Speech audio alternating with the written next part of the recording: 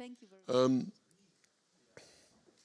Welcome to our final plenary session with Professor Randall Collins, all the way from California. I think it's quite early in the morning for him. I'm hoping I know he's online. I've seen his picture and I've sent him a text message. I think he will be switched through to us any moment now. But we're very fortunate to have two very distinguished American sociologists speaking. There is. Hi, Randall. I'm just introducing you. Sorry for the slight delay. Oh, very good. Great, thanks. We've had two distinguished American sociologists speaking to us this afternoon, even if Richard Sennett now prefers to describe himself as an ex-American. Randall Collins is widely recognized as, I happen to know that Johan Goudsblom regarded Randall as the greatest living sociologist, and if that doesn't put Randall off his stride at the beginning of this talk, it'll be difficult to think of anything that would. I should tell you, Randall, that earlier this afternoon, Richard Sennett spoke about Ukraine. He was due to speak about performing civility, and he said he thought it was in practice quite impossible not to talk about Ukraine. Well, Randall's topic is sexual revolutions, sexual revolutions and the future of the family. I'd be interested to see if he can make this read Sexual Revolutions, the Family and Ukraine, but we won't challenge you to do that. Randall. Stephen, I'm going to just stick to my text. The family is the oldest human institution. Until the end of the Middle Ages, the kinship-based household was the building block of political and military power, as well as economic production and consumption. Modernity began by replacing family organization with bureaucracy. States began to regulate the family household from outside, inscribing everyone on the roles of the state as individuals. The core of the family has become personal and sexual, rather than political and economic. What is personal and sexual has become freer, more a matter of individual choice. At the same time, sexual behavior has become subject to explicit political regulation, either restricting or permitting. From the early 20th century onwards, there have been increasingly militant movements on one side or another of what is sexually permitted, encouraged, or prohibited. In this context, I will consider current disputes over sexuality and gender. Why is there an upsurge in anti-abortion movements just now? I will argue that abortion is primarily about freedom of sexual action. It is part of an overarching array of issues that include homosexuality, which is to say, more kinds of acceptable erotic practices. Also, publicizing one's sexual identity in schools, in using toilets, and in festivals and parades. Not merely private freedom of sexuality, but asserting it as one's central identity. Politics has become much more centered on sexuality than at any time in history. These movements are allied to a united front with a struggle to eradicate gender distinctions. Both sides of the dispute mobilize movements and propose laws, each protesting against the other. In larger perspective, it is a struggle over what remains of the family and what will replace it.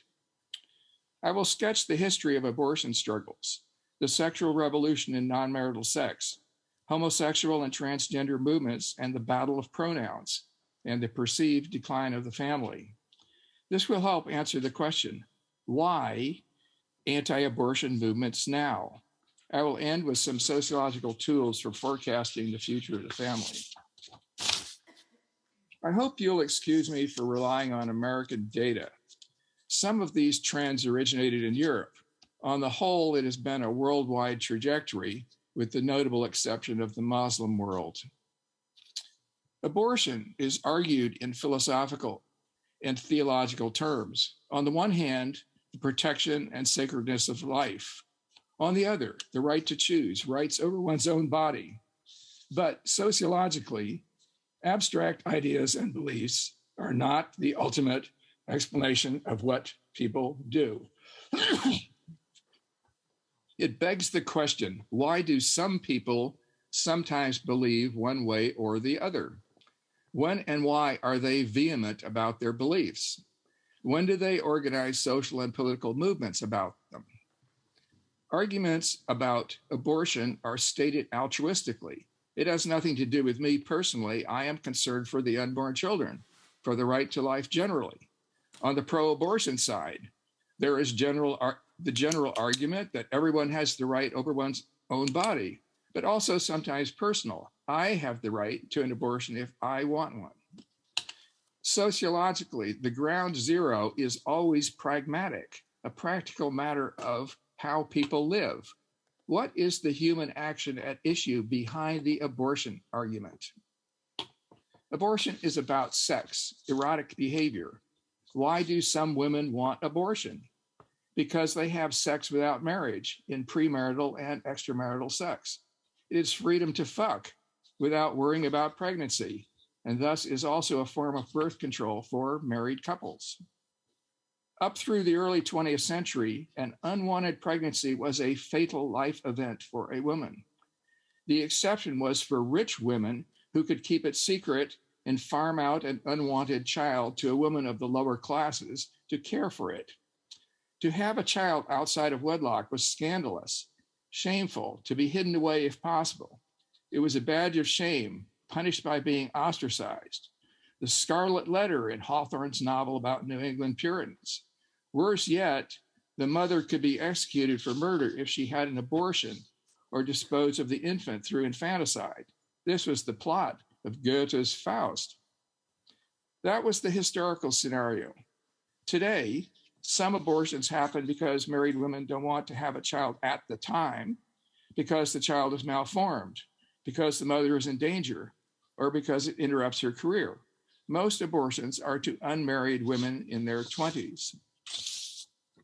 The taboo on unmarried pregnancy fell away rapidly in some countries, first in Scandinavia, then in the US in the 1950s and 60s. In part, this was because of much greater acceptance of sex before marriage.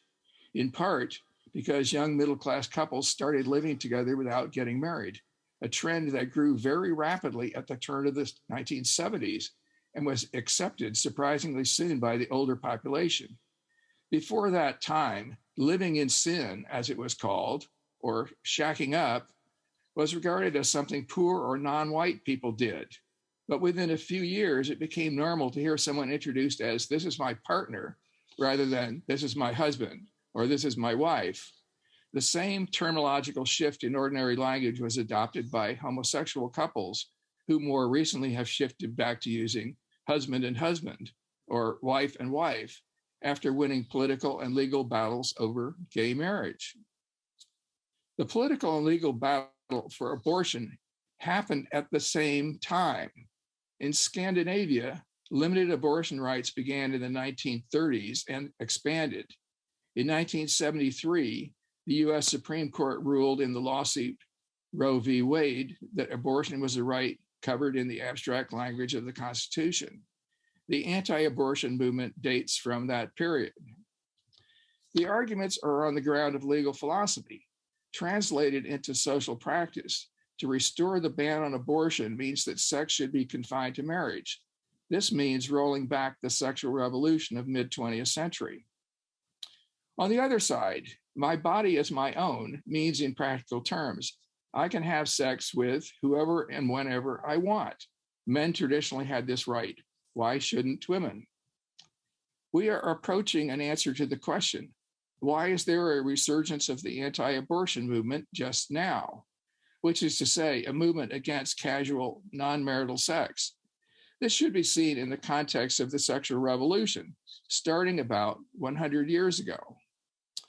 The 1920s saw a revolution in courtship.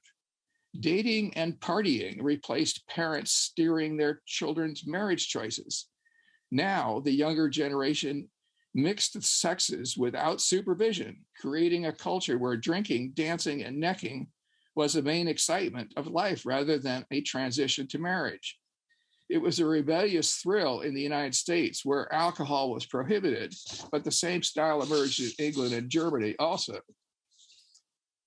In the 1930s and 40s, divorce began to be common, no longer disreputable and scandalous. By 1960, almost 50% of marriages were ending in divorce, a level relatively constant since then. The 1950s was also the era of the teenager, a new social category. Working class youths no longer entered the labor force as government made them attend secondary school. With free time on their hands, teens created gangs and social clubs, got their own style of music and dancing, with a tone of rebellion against the traditional middle class. The rise in crime rates began at this time, continuing from the 1950s into the 1990s. Political and social movements had existed before. What was different in the 1960s was that they were based among the young during a huge increase in university students.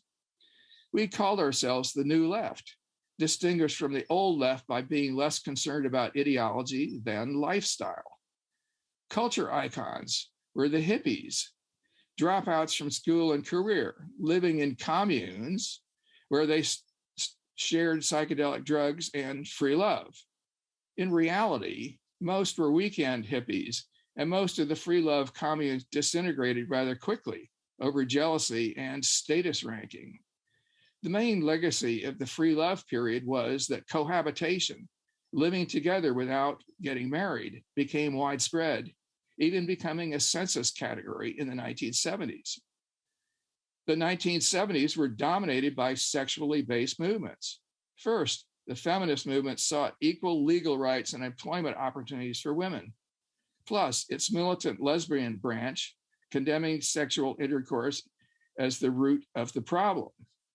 In the 70s, and increasing with each decade through the present, a chain of homosexual movements demanded not only freedom from discrimination, but the recognition of a new public vocabulary, gender rather than sex, gay rather than homosexual, and so on. This has been a cascade of movements, each building on its predecessors in tactics, ideology, and lifestyle, each finding a new issue on which to fight. Something deeper has been going on for a longer period of time. Like the New Left, the overall ethos has been antinomian, the counterculture of status reversal. These rebellious social movements were paralleled by shifts in self-presentation, demeanor, and in the media depiction of sexualities. In the 1920s, women's skirts became shorter. Young women adopted a more mannish look. They also began to show a lot more flesh. Body-covering swimsuits became briefer. Women athletes exercised and competed in shorts.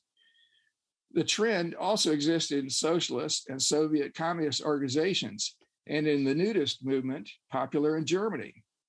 In 1946 came the bikini, created in France and named for an island where an atom bomb was exploded. Eventually, there were men in thongs and women going topless at beaches. The 60s and 70s were a weird melange of clothing fads, granny dresses and throwback Sergeant Pepper uniforms, Nehru jackets, surgical smocks, men in ponytails wearing puka shell necklaces and jewelry earrings. Most of these styles did not last long, but the prevailing mood was a change for the sake of something different. The long-term result was the casualness revolution, also called informalization, which triumphed in the 1990s, wearing blue jeans, t-shirts, and athletic clothes on all occasions, discarding neckties and business suits, calling everyone by their first name, no more use of titles and once polite forms of address. Simultaneously with these changes, erotic heterosexuality was coming out of the closet in literature and the media. The jazz age of the 1920s was originally named after a slang word for having sex. Novelists like Scott Fitzgerald and songwriters like Cole Porter were full of innuendo. James Joyce's Ulysses in 1922 began literary depiction of the bodily details of sex, followed by D.H. Lawrence, Hemingway, Henry Miller, and Anais Nin.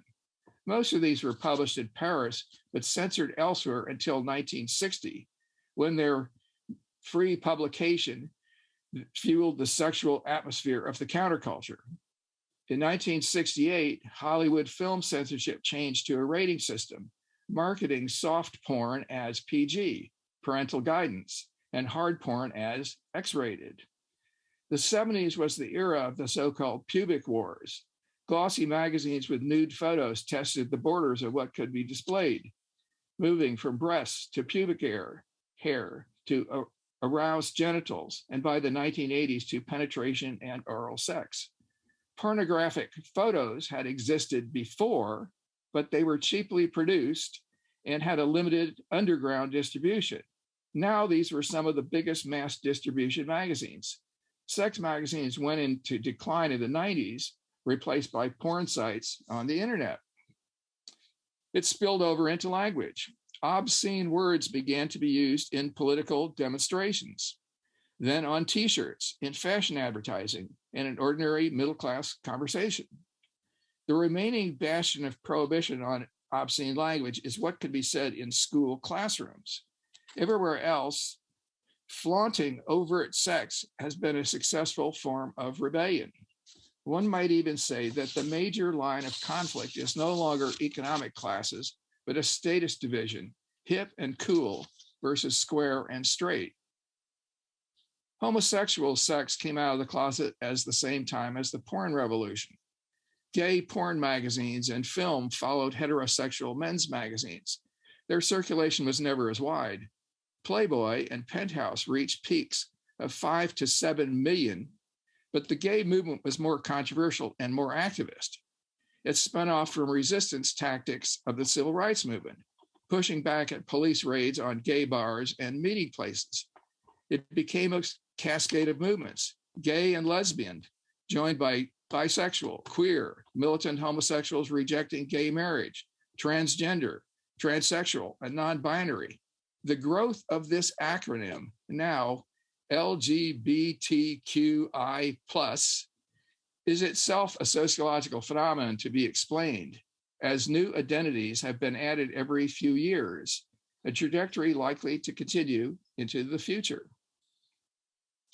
A related issue has been sex education in the schools, initially about contraceptives for the prevention of venereal disease, a term subsequently changed, then expanding to teach children about homosexuality as an option.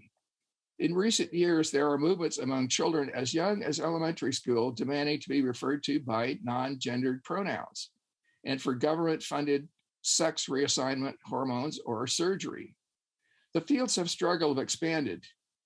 Gender-free toilets, the battle of pronouns, banning the words he and she. In 2021, the U.S. House of Representatives passed legislation banning the use of gendered words, father, mother, brother, sister, in government documents.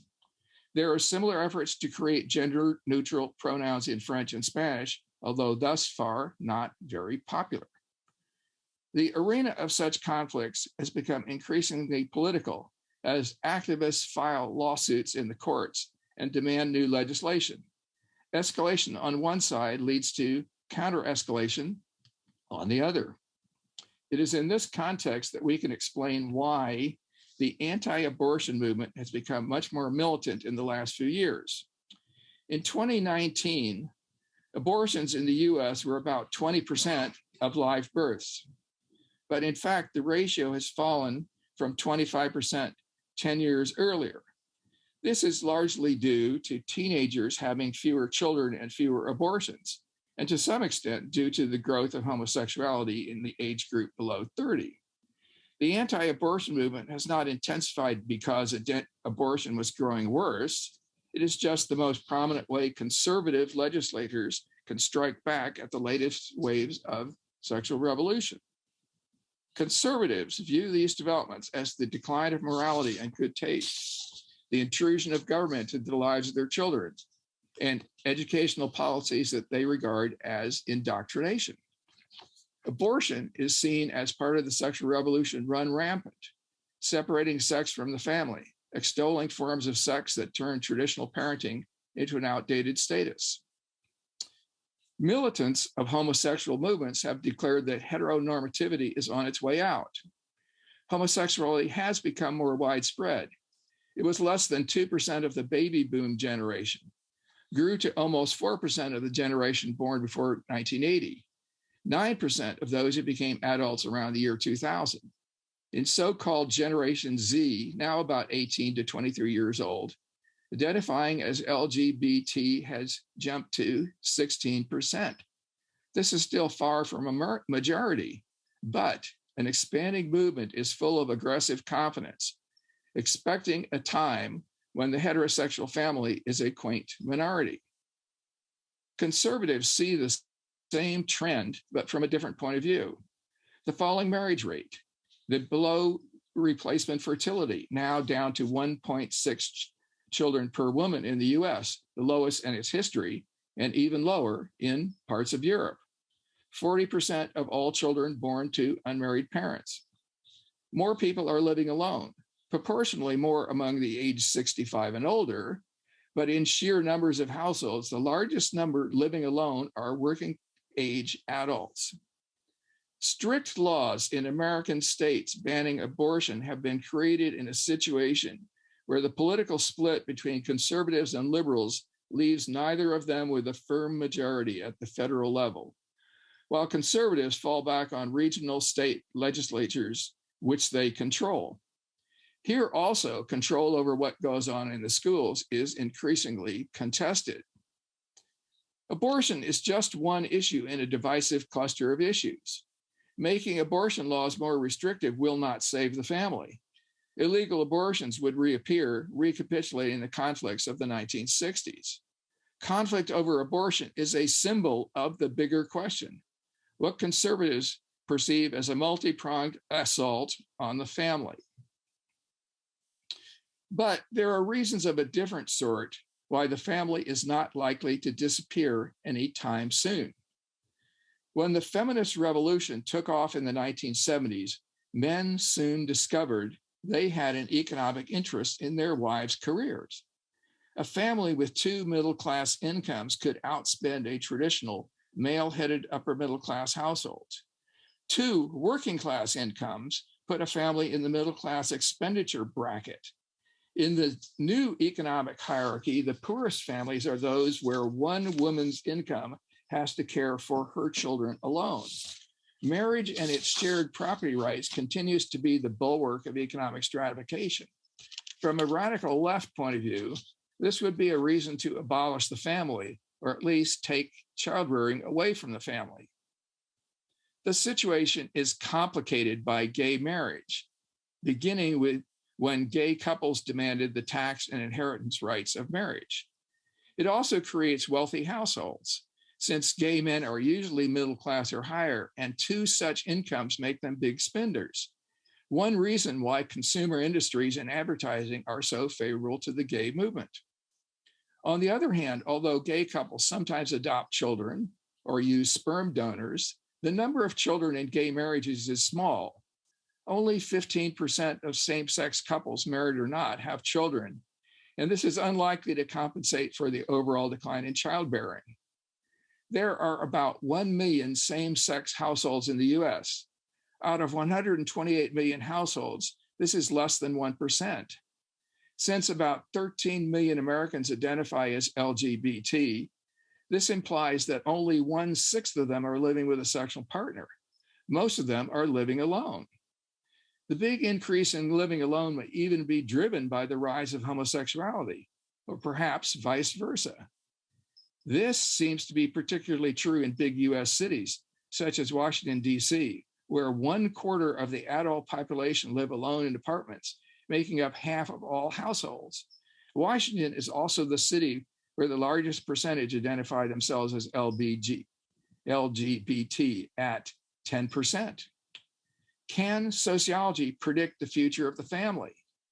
What will happen hinges a great deal on government regulations, and these depend on the mobilization of political movements against each other.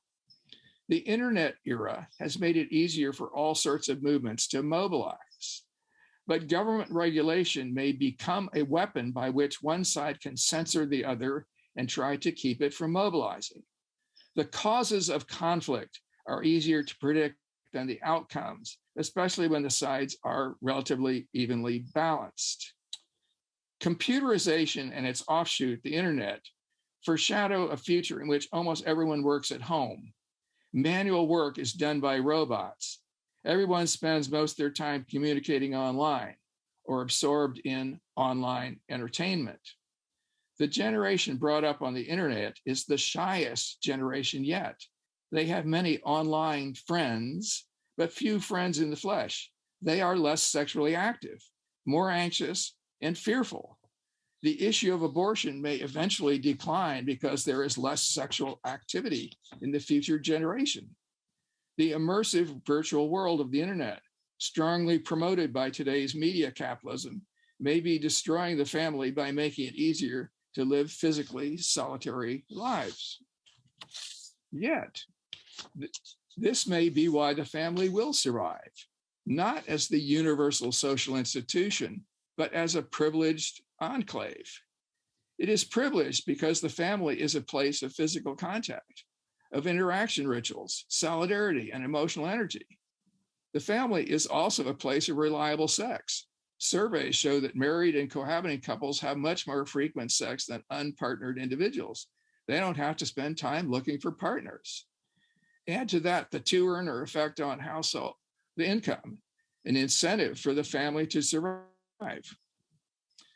The trajectory of the last 100 years has been to undermine the family, but the rise of the disembodied computer world may change that. I suspect we are heading towards a future where intact families, father, mother, and their children of all ages, are the dominant class economically, and media networked or media addicted isolates living alone with their electronics are wards of the welfare state. Thank you for your attention.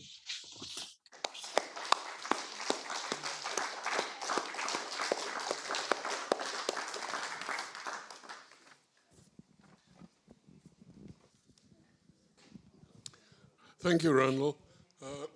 That's perfect timing too. We have 10 or 15 minutes, perhaps, for questions and discussion. Would anyone like to lead off?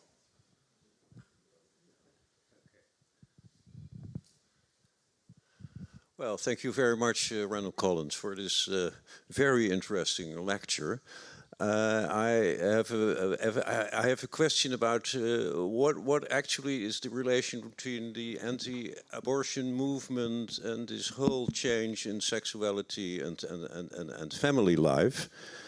If you think of the discourse among the anti-abortionists, what they say, they do not refer so much to sexuality and say that sexuality should be confined to family life, but their first motive is that they say abortion is murder, and because everyone after the conception a new living being with a unique soul is born, so abortion is just killing, and that's against the law, and and of course it's then legitimated in religious terms. It's forbidden by God. So the anti-abortion movement is very much, of course, related, as you know, with the Orthodox Christianity within America and Europe. So, what do you think then? I mean, is this just only the superficial motive, and the hidden motives are more refer to sexuality? Or what do you think about that? Oh, so I've got two points to make about that. One, as I explained earlier on, was that the things that people say in general abstract principles are not really strong motives in what they do. They're just way too unspecific. In addition, when people are but we can turn this into an empirical question. When and under what conditions do people hold and express positions? When do they express them more strongly? When are they very vehement about them? So the anti-abortion movement, at least in the United States, where I've observed, has gotten much more vehement in the last 10 years than ever before. And so the rhetoric has been the same throughout, but the vehemence has changed. The other point I want to make is that the same people and the same conservative politicians who are trying to pass and sometimes passing very strict anti-abortion laws also are vehemently opposed to the pronoun war, same-sex bathrooms,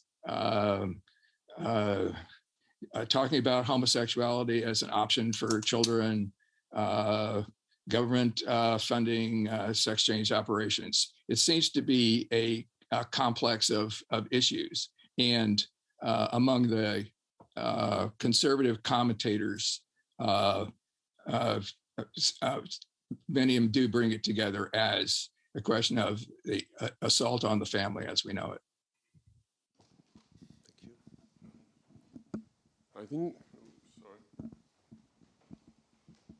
I think from the point of view of Europeans, Randall, the thing that most often puzzles us is how it's often the same people who are so vehemently opposed to gun law reform.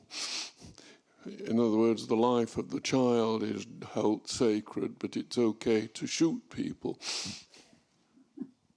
Yes, well, I mean, actually, sort of underlying that, there's actually in the last few years, there's been a big increase in purchase of guns. And interviews with these people say the world is just a whole lot more dangerous now. Personally in, these personally in America, I can't speak for elsewhere. And they say, we need these guns because the government's not going to protect us. The government's really against us. The government is against the police. We have to protect ourselves. So it's part of it's easy to see sort of philosophical contradictions in what people say, but sort of on the practical level, what they feel is we are really under siege and all the government elites are against us and we have to defend ourselves. Is it on? Yes. Yes, hello. Thank you very much for your very provocative talk. I have a question on the combination of the different social activist groups in the letter combination LGBTQ+. In some respects, they are sometimes clustered together as being all on the same side and being firmly on the left-leaning side. But I think you can now see that parts of these letter combinations are actually very vocal in starting to fight among each other. For instance, especially in the UK, feminists are really vocal about not being on the side of eliminating biology and saying that your sexuality, your sex is not relevant for how you identify. So at least in Europe, you already see opposition to that, to being grouped together. Do you think that on the basis of such well, such substance matter that you can have sort of bipartisan new coalitions of feminists and conservatives, for instance, creating new realignments on these issues. Thank you. Can you just identify yourself? Oh, my name is Carla van El. Yes, thank you for bringing up this point. Political slogans about coalitions often are aspirational and rhetorical. I mean, it's very notable over here. I'm speaking as a very American centric because that's the sociology I know. I'm happy to hear about movements in the feminist movement in Britain. The Rainbow Coalition has an ideology. This is sort of a combination of the civil rights movement, the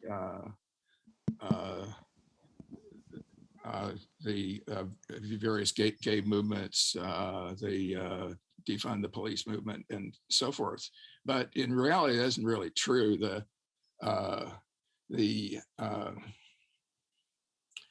Homosexuality is not really all that popular in the Black and Hispanic communities. It's very much a movement of the white middle class.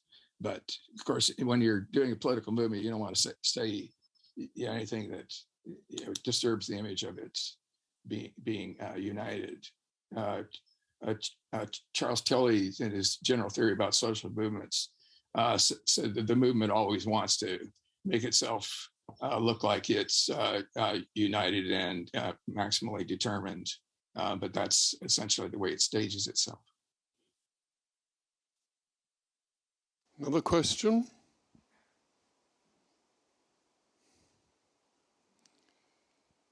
Anybody want to pick up the point about the computerized future? I mean, that's my talk. I sort of brought two different phenomena together about the future, but I mean, I think that's often the way history operates. Certain trends get going, and then something else comes out. Some other variable comes in from the side and very much shifts it. I mean, it's very striking how different the youngest generation is, the one who have brought up their entire lives online.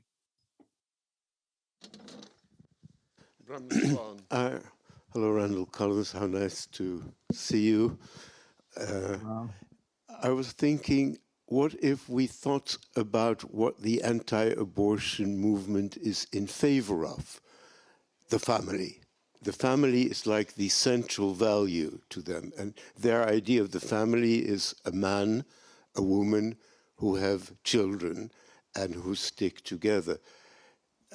And this family is under threat by all sorts of things, by immigrants, by libertines, by the government. And because the family is threatened, the man should protect his family, and he needs a gun to do so. He needs capital punishment to make sure that perpetrators get their due punishment. And woman should stand next to her man in the fight. He protects her, she supports him. They have an entire very positive ideology in positive terms. They're not just anti-abortion, they are against whatever undermines the traditional family and the hierarchy, or maybe I should say the symbiosis between a man who protects and a woman who supports and educates children. So I would like to have a positive account of the family movement, also because for its explanatory value. I'm not taking sides, I'm just trying to imagine how they feel. Well, there has been a movement in the United States called the Promise Keepers, which fits exactly the description that you made. I mean, it's a sort of non-denominational Christian movement that says that men themselves should get active in defending the family and not just leave it to the women. At the same time, there are certain sociological trends that have been going on that I think tend to make families more egalitarian than they were before. I mentioned one of them, which is that men have an economic interest in having wives who have good careers. So that at the very top of the hierarchy, it sort of doesn't matter whether Jeff Bezos is married or not.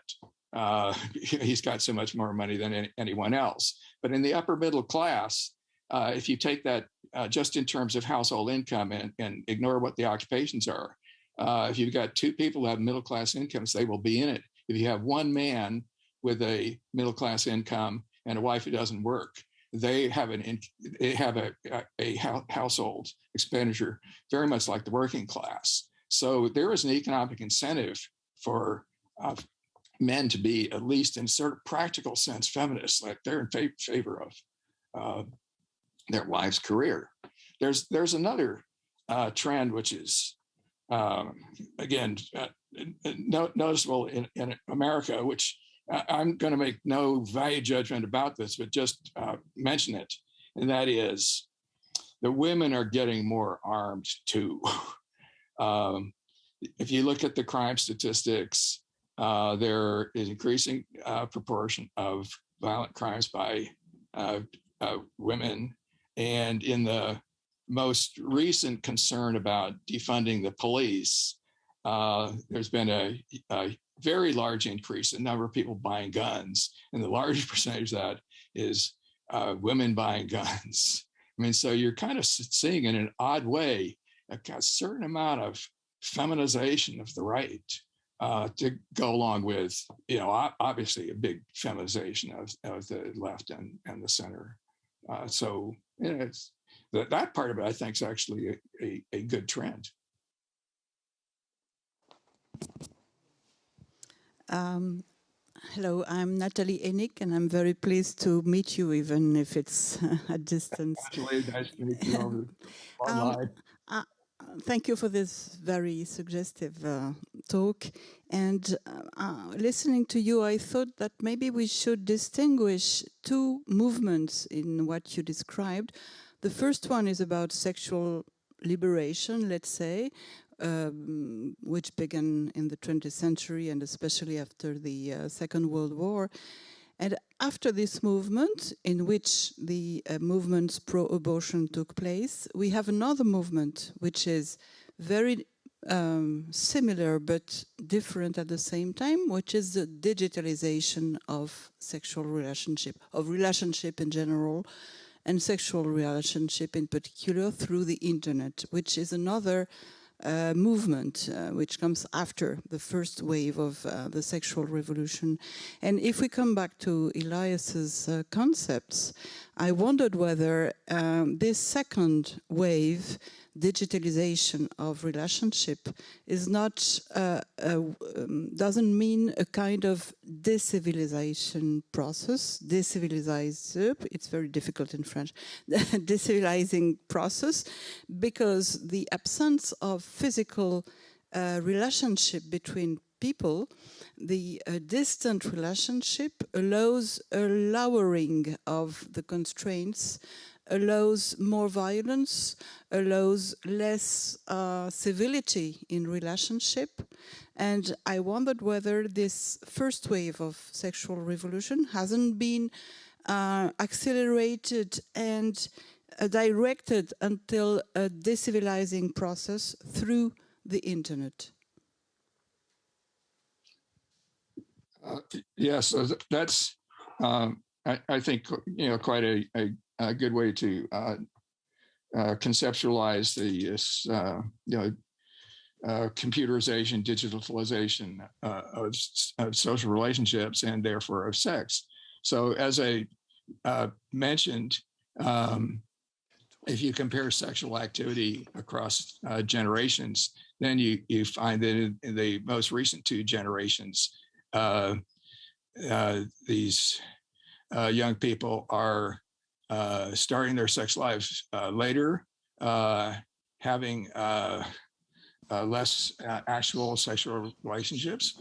I haven't seen a close analysis of specifically sexual or romantic relationships online, but some of the data I've seen in a different context is that the youngest generation of college students are very anxious about dealing with other students. And some of that is a sexual anxiety. One peculiar finding was that women who identified as lesbian or acronym were more worried about being raped on campus, which sounds to me like a symbolic issue more than a real one, although certainly could look into the data on that. I mentioned that the big rise in living alone, and if you put this together with people living their lives online, the two things seem to be very compatible. And they're sort of less compatible if you're living with a bunch of other people. It's not that they're not online also, but I suspect that the lesser percentage of their life is being spent online. I gave some statistics at the end of the talk, but led me to consider the hypothesis that the increase in people living alone, particularly among the youngest generation, may have to do with the increase of homosexuality. That is, if you're homosexual, there's less reason for you to want to actually be engaged with other people. Or to put it another way, I have the impression that a considerable percentage of, say, that's 16% who identify with I am LGBT, may not actually be practicing homosexuals, particularly if a lot of them are very young. So one of the things that the big issue is about, should children be allowed to change their sex, and should the government help them do that? Well, I mean, so if you get at a young enough age, clearly enough, you can change your identity to non-heterosexual without being sexually active. So maybe we are heading in that direction. I mean, so that this topic is, you guys start out with the beginning of a sort of basic Whig history of, everything used to be very repressive, and then it opened up. But history is not moving in a straight line, and the sociological news of recent times is, hey, there's maybe quite a big turn going on now. Well, I am Miklos Hadas from Hungary, Eötvös University. You used the term several times by saying LGBTQ plus group. Well, if we would like to choose another perspective, we might say that there are important internal gaps within this camp. Let me give you an example. For instance, queer scholars or the representatives of queer studies identify themselves against gays and lesbians, saying that they have a stable identity. Well, what I would like to illustrate that the knowledge position is very important when we would like to formulate scientific statements.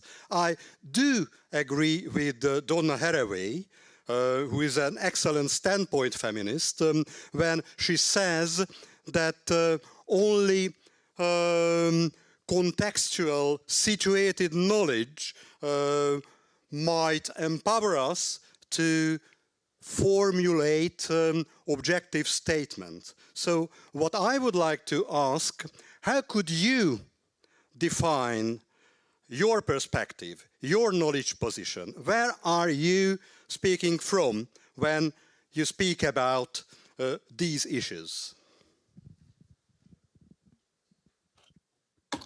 I've used the term LGBT in this talk because it's a conventional term of reference. Terms are, in my opinion, not something to argue about. They're just terms of convenience. Like, we know what we're talking about. Now that we know we can talk about, we can argue about it. We can attack each other. We can say you have a poor epistemology or so forth. But nevertheless, we need to have terms like that. I mean, I made the comment that this started out as being a movement that called itself the gay movement, and then other things added onto it. I thought I've really been a little bit interested in the queer movement precisely because this is sort of like the radicals of the movement, among other things. The movement in favor of gay marriage is attacked as, well, you know, you're becoming bourgeois, you're selling out, you're going back to the family. I'm not making any value judgment about that because as a sociologist, I'm trying to find out, you know, what's going on, what's the best way to analyze that, and I think that's the best way to do it, rather than sort of finger pointing and attacking people for trying to be sociological. I think that's probably. I think that is probably the point at which we should thank Randall, and it's also the close of the conference, Randall.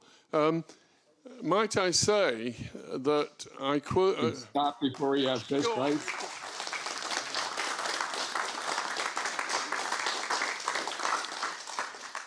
You notice that I miscued the applause for you. My apologies for that.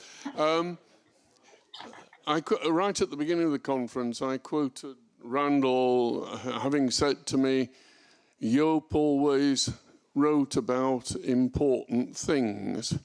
And the same is true of Randall himself, as we have seen. And the connection we have with Randall is one that we all value. I've been asked to say a few words by way of reflection, which is more difficult and challenging, and thanks, which is easy.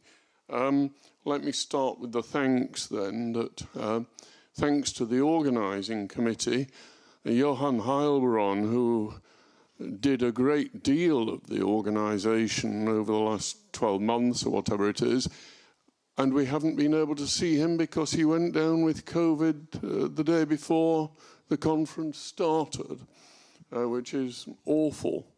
Nico Wilterding, who was also carried.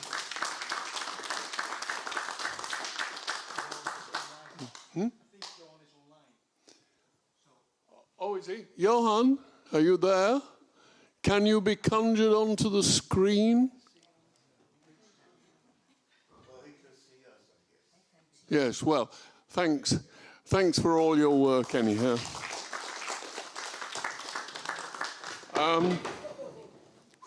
Careful. Ariane Post, who has been equally busy in the committee, who's also secretary of the Norbert Elias Foundation. And I particularly want to draw attention to the understated work of Emma van der Marel, who has fetched and carried things, including speakers, and Viggo Franssons, who seems to have been doing a lot of the electronics. I want to thank the participants, both here and online, and particularly the full range. We're a little underpopulated at the end of the conference, but it's been a large conference, particularly when you count the number of people who were taking part actively, in many cases, by Zoom from great distances. And we've had a terrific array of papers. I believe the intention is that at least some of them will find their way into a special issue of Historical Social Research. What else to say? Yes, there is another conference in the offing. It's a little uncertain, but as to date, but Marta Buchholz and I have been planning a conference in Warsaw or online. It had to be postponed because of everything being postponed by the pandemic, and we need to get back to you with, it was announced and then postponed. We think it will take place in December. And the topic, which I think will follow on nicely from many of our discussions in this one, is the fantasy reality continuum, one of Elias's key concepts, and one which may have seemed a little abstract in sociological circles until recently. And now we see the sheer horror of how practical and important it is that human groups can slide between fantasy and reality. And it's not that fantasy is necessarily a bad thing. It fulfills its purposes. Norbert used to say, for fantasy, I do poetry, but very often fantasy has more practical purposes. But as I was saying in response to Richard Sennett earlier, there is a sense in which the sheer level of ludicrous fantasy that has spread in places where perhaps we wouldn't have expected it to spread, like America, is now quite dangerous. Not to mention the fantasy views of one Putin.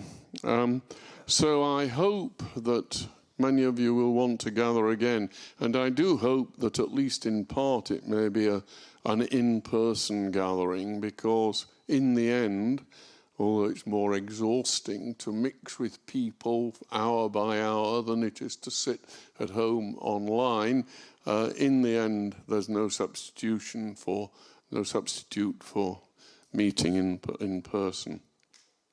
Finally, I hope that we have done justice to the memory of Johan Goudsblom, and I think his presence has been running right through the conference, and I hope he would have been pleased at the way we have commemorated him.